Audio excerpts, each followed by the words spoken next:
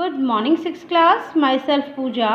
Students, आज की social studies की क्लास में हम हिस्ट्री के पार्ट 7 मौर्यों का साम्राज्य को पढ़ेंगे।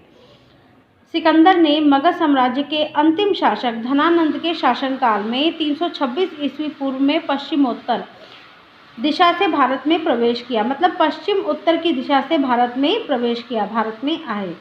तत्कालीन शासक, उस टाइम के जो शासक थे धनानंद के राज्य में, चंद्रगुप्त मौर्य मगध की सेना में कार्यरत था। मतलब कि जो चंद्रगुप्त मौर्य थे वो मगध की सेना में कार्य करते थे। धनानंद के दुर्व्यवहार, गंदे व्यवहार एवं सैनिकों के प्रति उनके आचरण के विरोध में चंद्रगुप्त ने सैनिक विद्रोह किया, मतलब बगावत की।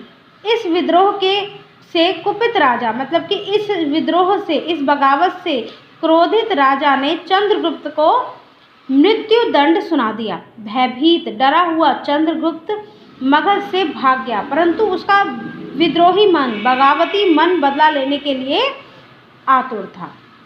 अपने प्रयासों के मध्य भटकते हुए चंद्रगुप्त मौर्य की भेंट एक ब्राह्मण विद्वान से हुई। इस ब्राह्मण का नाम चाणक्य था। इस विद्वान को इतिहास में कौटिल्य के नाम से भी जाना जाता है।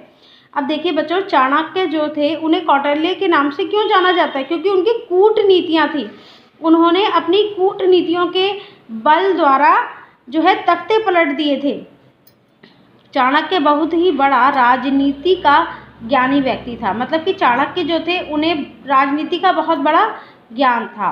उसने चंद्रगुप्त को अपना शिष्य बनाकर मगध शासन के अंत का खाका खींचा। चाणक्य की सहायता एवं अपने साथी पूर्व सैनिकों की सहायता से चंद्रगुप्त ने सेना का निर्माण किया और नंद राजवंश के अंतिम शासक धनानंद पर आक्रमण करके मगध का तख्ता पलट दिया। मौर्य साम्राज्य की स्थापना 322 ईस्वी पूर्व में चंद्रगुप्त मौर्य द्वारा चाणक्य की सहायता से की गई।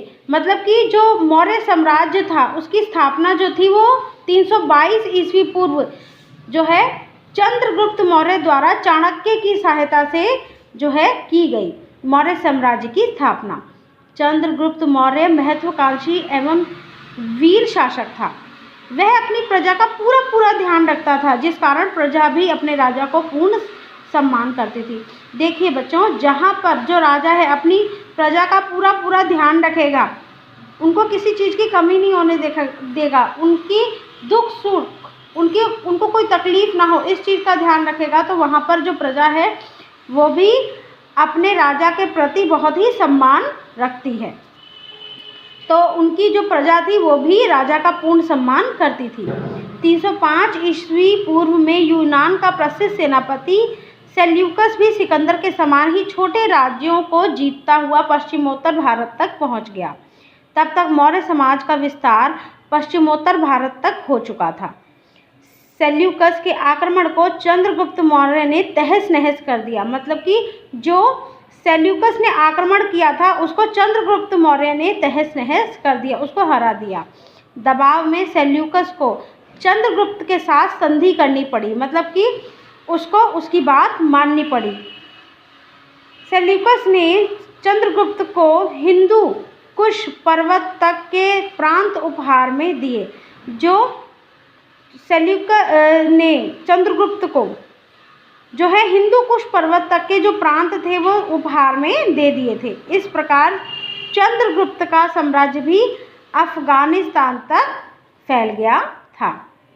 अब जो है चंद्रगुप्त मौर्य जो थे उनका जो और राज्य है उसका और भी ज़्यादा विस्तार हो गया था और भी फैल गया था उनका राज्य।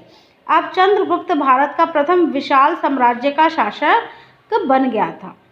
सेल्यूकस ने अपना राजदूत चंद्रगुप्त के दरबार में नियुक्त किया, जिसका नाम मेगस्थनीज था। मेगस्थनीज भी विद्वान था, ठीक है, उसको बहुत जो था वो ज्ञान था।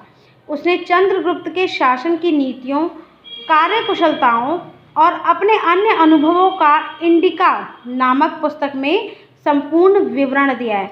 मतलब कि जो मेगस्थनीज थे, ठीक है, उन्होंने एक पुस्तक लिखी और चंद्रगुप्त के शासन नीतियाँ, उनकी कार्यकुशलताओं और अपने अनुभवों को उस पुस्तक में पूरा लिखा, उस पुस्तक में संपूर्ण विवरण दिया हुआ है। ठीक है। इसी समय की एक अन्य पुस्तक कौटिल्य के अर्थशास्त्र को बहुत अधिक महत्व मिला। चंद्रगुप्त मौर्य संपूर्ण शासन व्यवस्था को अपने हाथ में रखता था। राज्य के सभी अधिकार उसने अपने पास सुरक्षित रखे हुए थे। ठीक है। परंतु कार्य के अनुपालन के लिए चंद्रगुप्त ने एक मंत्री परिषद का गठन किया था। तो बच्चों, आज के लिए इतना ही।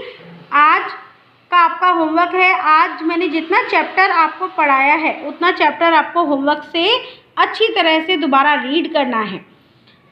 Thank you.